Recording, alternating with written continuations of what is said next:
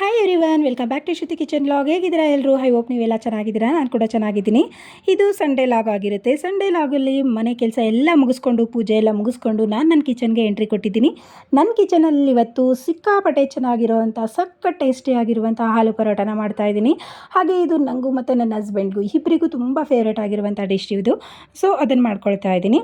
ಹಾಗೆ ಇವತ್ತು ಒಂದು ಸ್ಪೆಷಲ್ ಡೇ. ಸೊ ಏನಪ್ಪ ಸ್ಪೆಷಲ್ ಡೇ ಅಂತಂದರೆ, ಇವತ್ತು ನನ್ನದು ವೆಡ್ಡಿಂಗ್ ಆ್ಯನಿವರ್ಸರಿ ಇದೆ. ಹಾಗೆ ಸಂಡೇ ವೆಡ್ಡಿಂಗ್ ಆ್ಯನಿವರ್ಸರಿ ಬಂದಿರೋದು ನನಗಂದ್ರೂ ಸಿಕ್ಕಾಪಟ್ಟೆ ಖುಷಿಯಾಗಿದೆ. ಸೊ ಬನ್ನಿ, ಹಾಗಾದರೆ ಇವತ್ತು ವೆಡ್ಡಿಂಗ್ ಆ್ಯನಿವರ್ಸರಿ ಸ್ಪೆಷಲ್ ಆಲೂ ಪರೋಟನ ನೋಡ್ಕೊಂಡು ಬರೋಣ. ನಾನಿಲ್ಲಿ ಆಲೂಗಡ್ಡೆನ ಬೇಯಿಸಿಟ್ಕೊಂಡಿದ್ದೀನಿ. ಹಾಗೆ ಸಣ್ಣದಾಗಿ ಈರುಳ್ಳಿನ ಕಟ್ ಮಾಡಿ ಇಟ್ಕೊಂಡಿದ್ದೀನಿ. ಸ್ವಲ್ಪ ಹಸಿಮೆಣ್ಸಿಕಾಯಿನೂ ಹಾಗೆ ಹಸಿ ಶುಂಠಿನ ತುರಿದಿಟ್ಕೊಂಡಿದ್ದೀನಿ. ಆಲೂಗಡ್ಡೆನ ಸಿಪ್ಪೆನ ತೆಗೆದುಕೊಳ್ತಾ ಇದ್ದೀನಿ. ನನ್ನ ಹಸ್ಬೆಂಡ್ ಇವತ್ತು ವೆಡ್ಡಿಂಗ್ ಆ್ಯನಿವರ್ಸರಿಗೆ ಅಂತೇಳಿ ಒಂದು ಗಿಫ್ಟ್ ಕೊಟ್ಟಿದ್ದಾರೆ. ಸೊ ಆ ಗಿಫ್ಟ್ ಏನು ಅಂತ ನಾನು ಲಾಸ್ಟಲ್ಲಿ ರಿವ್ಯೂ ಮಾಡ್ತೀನಿ. ಸೊ ಆ ಗಿಫ್ಟ್ ಏನು ಅಂತ ತಿಳ್ಕೊಳ್ಳೋ ಕ್ಯೂರಿಯಾಸಿಟಿ ನಿಮಗಿಲ್ಲದೆ ಇದ್ದರೂ ಹೇಳೋ ಕ್ಯೂರಿಯಾಸಿಟಿ ಅಂತ ನನಗಿದೆ. ಹಾಗೆ ವಿಡಿಯೋನ ಸ್ಕಿಪ್ ಮಾಡಿದೆ, ಪೂರ್ತಿಯಾಗಿ ವಿಡಿಯೋನ ನೋಡಿ. ನಾನು ಆದರೆ ಈ ಸಿಕ್ಕಾಪಟ್ಟೆ ಟೇಸ್ಟಿಯಾಗಿರುವಂಥ ಆಲೂ ಪರೋಟ ರೆಸಿಪಿ ಮಾತ್ರ ಮಿಸ್ ಮಾಡ್ಕೊಳ್ಳದೆ ವಿಡಿಯೋ ನೋಡಿ. ನಾನಿಲ್ಲಿ 1 ಲೋಟದಷ್ಟು ಮೈದಾ ಹಿಟ್ಟು, ಹಾಗೆ ಒಂದು ಅರ್ಧ ಲೋಟದಷ್ಟು ಗೋಧಿ ಹಿಟ್ಟನ್ನ ಹಾಕ್ಬಿಟ್ಟು, ಸ್ವಲ್ಪ ಉಪ್ಪು ಮತ್ತು 1-2 ಸ್ಪೂನ್ ಎಣ್ಣೆನ ಹಾಕ್ಕೊಂಡ್ಬಿಟ್ಟು ಈ ಹಿಟ್ಟನ್ನ ಕಲಿಸ್ಕೊಂಡು ಇಟ್ಕೊಳ್ತೀನಿ. ಆ ಪರೋಟಕ್ಕೆ ಬೇಕಾಗಿರುವಂಥ ಹಿಟ್ಟಿದು. ಇದು ತೆಳುವಾಗೂ ಇರಬಾರ್ದು, ಹೋಳಿಗೆ ಹಿಟ್ಟಿನ ಥರ, ಹಾಗೆ ಚಪಾತಿ ಹಿಟ್ಟಿನ ಥರ ಗಟ್ಟಿಯಾಗೂ ಇರಬಾರ್ದು. ಈ ರೀತಿಯಾಗಿ ಸಾಫ್ಟಾಗಿ ಹಿಟ್ಟನ್ನ ಕಲಸಿಟ್ಕೊಂಡಿದ್ದೀನಿ. ಇದನ್ನು ನೀಟಾಗಿ ಕಲಿಸ್ಬಿಟ್ಟು ಈ ಥರ ನೀಟಾಗಿ ನಾದ್ಕೊಂಡಿದ್ದೀನಿ. ಇದಕ್ಕೆ ಸ್ವಲ್ಪ ಎಣ್ಣೆ ಅಪ್ಲೈ ಮಾಡಿಬಿಟ್ಟು ಒಂದು ಪ್ಲೇಟ್ ಮುಚ್ಚಿ ಒಂದು ಹಾಫ್ ಆನ್ ಅವರ್ ಇದನ್ನು ನೆನೆಯೋದಕ್ಕೆ ಬಿಡೋಣ.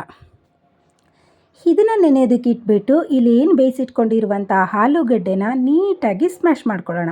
ಇದು ಸ್ವಲ್ಪನೂ ಆಲೂಗಡ್ಡೆ ಪೀಸಸ್ ಇರಬಾರ್ದು. ಹೂರಣ ಯಾವ ರೀತಿ ಇರುತ್ತೋ ಹೋಳಿಗೆಗೆ ಅದೇ ರೀತಿಯಾಗಿ ಆಲೂಗಡ್ಡೆನ ಸ್ಮ್ಯಾಶ್ ಮಾಡಿ ಇಟ್ಕೋಬೇಕು. ಇಲ್ಲಿ ನಾನು ಹಣ್ಣುಮೆಣ್ಸಿನ್ಕಾಯಿ ಮತ್ತು ಹಸಿ ಶುಂಠಿ ಎರಡನ್ನೂ ನಾನಿಲ್ಲಿ ಮಿಕ್ಸಿಗೆ ಹಾಕ್ಕೊಳ್ತಾ ಇದ್ದೀನಿ. ಹಸಿಮೆಣ್ಸಿನ್ಕಾಯಿ ಇತ್ತು ಅಂದರೆ ಅದನ್ನೇ ಹಾಕೋಬೋದು, ಆದರೆ ನಮ್ಮನೇಲೂ ಹಸಿಮೆಣ್ಸಿನ್ಕಾಯಿ ಇತ್ತು. ಆದರೆ ಈ ಹಣ್ಣಾಗಿರೋ ಮೆಣ್ಸಿನ್ಕಾಯಿ ಬೇಗ ಕೆಟ್ಟೋಗ್ಬಿಡುತ್ತಲ್ವ, ಅದಕ್ಕೋಸ್ಕರ ನಾನು ಇದನ್ನು ಹಾಕ್ಕೊಳ್ತಾ ಇದ್ದೀನಿ. ಒಂದು ಬಾಣಲಿಗೆ ಸ್ವಲ್ಪ ಎಣ್ಣೆ ಹಾಕ್ಬಿಟ್ಟು, ಎಣ್ಣೆ ಕಾದ ನಂತರ ಸಾಸಿವೆ ಮತ್ತು ಜೀರಿಗೆನ ಹಾಕ್ಕೊಂಡು ಇಲ್ಲಿ ಸಣ್ಣದಾಗಿ ಕಟ್ ಮಾಡಿಟ್ಕೊಂಡಿರುವಂಥ ಈರುಳ್ಳಿನ ಹಾಕ್ಕೊಳ್ತಾ ಇದ್ದೀನಿ. ಹಸಿ ಕರಿಬೇವು ಸೊಪ್ಪು ಏನಾದರೂ ಇತ್ತು ಅಂದರೆ ಅದನ್ನು ಕೂಡ ಸಣ್ಣದಾಗಿ ಕಟ್ ಮಾಡಿ ಹಾಕ್ಕೋಬೋದು. ನಾನು ಒಣ ಕರಿಬೇವು ಸೊಪ್ಪಿತ್ತು, ಅದಷ್ಟು ಚೆನ್ನಾಗಿರಲ್ಲ ಅಂತ ನಾನಿಲ್ಲಿ ಸ್ಕಿಪ್ ಮಾಡ್ಕೊಂಡಿದ್ದೀನಿ. ಈ ಈರುಳ್ಳಿ ಬ್ರೌನ್ ಕಲರ್ ಆಗೋವರೆಗೂ ಬೇಯಬೇಕು. ಸೊ ಬ್ರೌನ್ ಕಲರ್ ಆಗೋವರೆಗೂ ಬೇಯೋದಕ್ಕೆ ಬಿಡೋಣ ಇದನ್ನು. ಇದು ಬೆಂದ ನಂತರ ನಾನಿಲ್ಲಿ ಇದೇನು ಮಿಕ್ಸಿಗೆ ಹಾಕಿಟ್ಕೊಂಡಿದ್ವಲ್ಲ ಹಸಿಮೆಣ್ಸಿನ್ಕಾಯಿ ಮತ್ತು ಹಸಿ ಶುಂಠಿ, ಅದನ್ನು ನಾನು ಪೌಡರ್ ರೀತಿಯಾಗಿ ಮಿಕ್ಸಿಗೆ ಹಾಕಿಟ್ಕೊಂಡಿದ್ದೀನಿ. ನೀರು ಹಾಕಿಲ್ಲ, ಹಾಗೆ ರುಬ್ಕೊಂಡಿದ್ದೀನಿ. ಈ ಮಿಶ್ರಣವನ್ನು ಹಾಕ್ಬಿಟ್ಟು ಇದು ಹಸಿ ವಾಸನೆ ಹೋಗೋವರೆಗೂ ನಾನು ಇದನ್ನು ಬೇಯಿಸ್ಕೊಳ್ತಾ ಇದ್ದೀನಿ. ಇದಕ್ಕೆ ಸ್ವಲ್ಪ ಅರಿಶಿಣದ ಪುಡಿನ ಹಾಕ್ಕೊಳ್ತಾ ಇದ್ದೀನಿ. ಇದಕ್ಕೆ ಯಾವುದೇ ಥರದಂಥ ಮಸಾಲೆ ಪದಾರ್ಥಗಳು ಏನೂ ಬೇಡ. ಇದು ಇಷ್ಟೇ ಸಿಕ್ಕಾಪಟ್ಟೆ ಚೆನ್ನಾಗಿರುತ್ತೆ. ಸೊ ಅದಕ್ಕೋಸ್ಕರ ಈ ಅರಿಶಿಣ ಪುಡಿ ಹಾಕ್ಕೊಂಡ್ಬಿಟ್ಟು ಇದನ್ನೆಲ್ಲ ಮಿಕ್ಸ್ ಮಾಡಿಕೊಂಡು ಈ ಒಗ್ಗರಣೆಗೆ ನಾನಿಲ್ಲಿ ಆಲೂಗಡ್ಡೆನ ಈ ರೀತಿಯಾಗಿ ಸೇಮ್ ಹೂರಣದ ಥರನೇ ಇಲ್ಲಿ ಆಲೂಗಡ್ಡೆನ ಸ್ಮ್ಯಾಶ್ ಮಾಡಿಟ್ಕೊಂಡಿದ್ದೀನಿ. ಇದನ್ನು ಈ ಒಗ್ಗರಣೆಗೆ ಮಿಕ್ಸ್ ಮಾಡ್ಕೊಳ್ತೀನಿ. ಇದಕ್ಕೆ ಸ್ವಲ್ಪ ಉಪ್ಪು ಮತ್ತು ಒಂದು ಸ್ವಲ್ಪ ಕೊತ್ತಂಬರಿ ಸೊಪ್ಪು. ಸೊ ಕೊತ್ತಂಬರಿ ಸೊಪ್ಪನ್ನು ಕೂಡ ಸಣ್ಣದಾಗಿ ಕಟ್ ಮಾಡಿ ಇಟ್ಕೊಬೇಕು. ಸೊ ಅದನ್ನು ಕೂಡ ಹಾಕ್ಕೊಂಬಿಟ್ಟು ಎಲ್ಲವನ್ನು ನೀಟಾಗಿ ಮಿಕ್ಸ್ ಮಾಡ್ಕೊಳ್ತಾ ಇದ್ದೀನಿ. ಈಗ ಇದು ಆಲೂ ಪರೋಟಕ್ಕೆ ಆಲೂಗಡ್ಡೆದು ಇದೇನು ಸ್ಟಫಿಂಗ್ ರೆಡಿ ಆಯಿತು.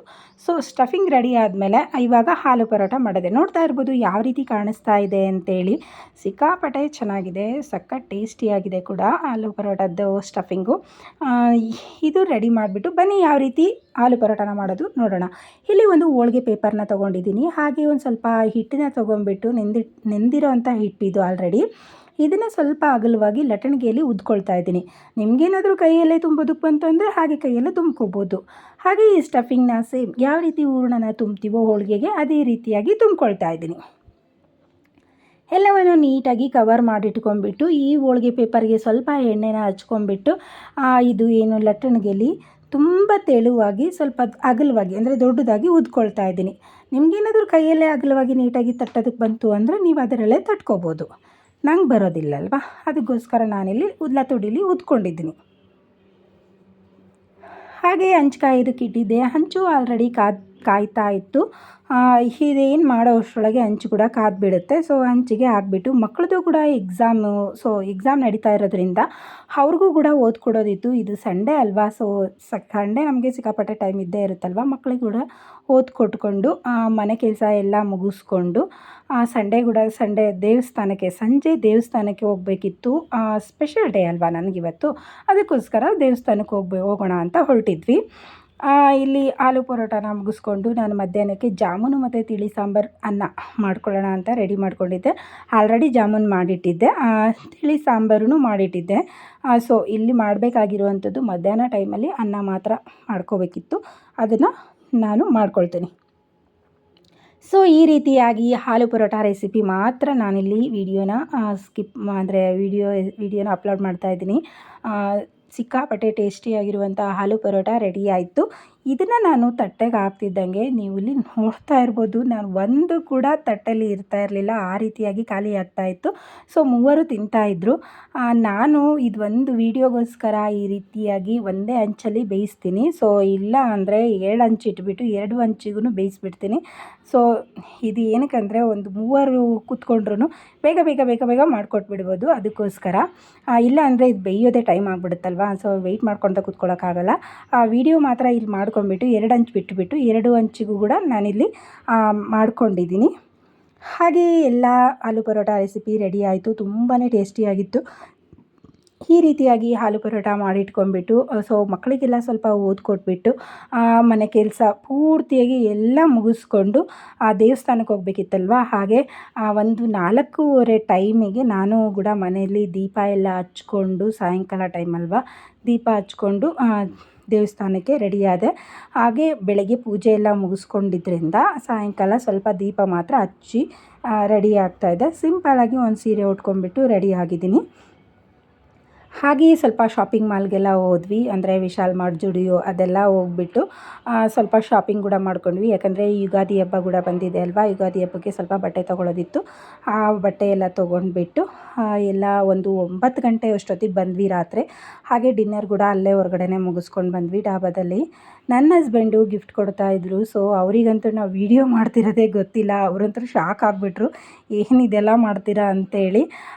ಸೊ ನನ್ನ ಹಸ್ಬೆಂಡ್ ಕೊಟ್ಟಂಥ ಗಿಫ್ಟ್ ಏನಂದರೆ ಶಾರ್ಟ್ ಮಾಂಗಲ್ಯ ಸರವನ್ನ ಮಾಡಿಸ್ಕೊಂಡು ಬಂದಿದ್ದರು. ನನಗಂತೂ ಸಿಕ್ಕಾಪಟ್ಟೆ ಇಷ್ಟ ಆಯಿತು, ಸಿಕ್ಕಾಪಟ್ಟೆ ಕ್ಯೂಟಾಗಿತ್ತು, ತುಂಬ ಚೆನ್ನಾಗಿತ್ತು. ಆ ವಿಡಿಯೋದು ಸೊ ನನ್ನ ಚೈನ್ ಹೇಗಿತ್ತು ಅಂತೇಳಿ ನಾನಿಲ್ಲಿ ವಿಡಿಯೋನ ತೋರಿಸ್ತಾ ಇದ್ದೀನಿ, ಯಾವ ಥರ ಡಿಸೈನ್ ಇದೆ ಅಂತೇಳಿ. ನಿಮಗೇನಾದರೂ ಈ ಚೈನ್ ಡಿಸೈನ್ ಇಷ್ಟ ಆಯಿತು ಅಂದರೆ, ಹಾಗೆ ಈ ವಿಡಿಯೋ ಇಷ್ಟ ಆಯಿತು ಅಂದರೆ ಒಂದು ಲೈಕ್ ಕೊಡಿ, ಹಾಗೆ ಸಬ್ಸ್ಕ್ರೈಬ್ ಆಗೋದನ್ನು ಮರಿಬೇಡಿ. ನಾನು ಅವ್ರ ಹತ್ರನೇ ಈ ಮಾಂಗಲ್ಯ ಸರನ ಹಾಕಿಸ್ಕೊಂಡು ಸೊ ನಾನು ಕೂಡ ಹೊರಗಡೆ ಹೋಗೋದಕ್ಕೆ ರೆಡಿಯಾಗಿದ್ದೀನಿ. ಹಾಗೆ ನೆಕ್ಸ್ಟ್ ವ್ಲಾಗಲ್ಲಿ ಸಿಗ್ತೀನಿ. ಬಾಯ್.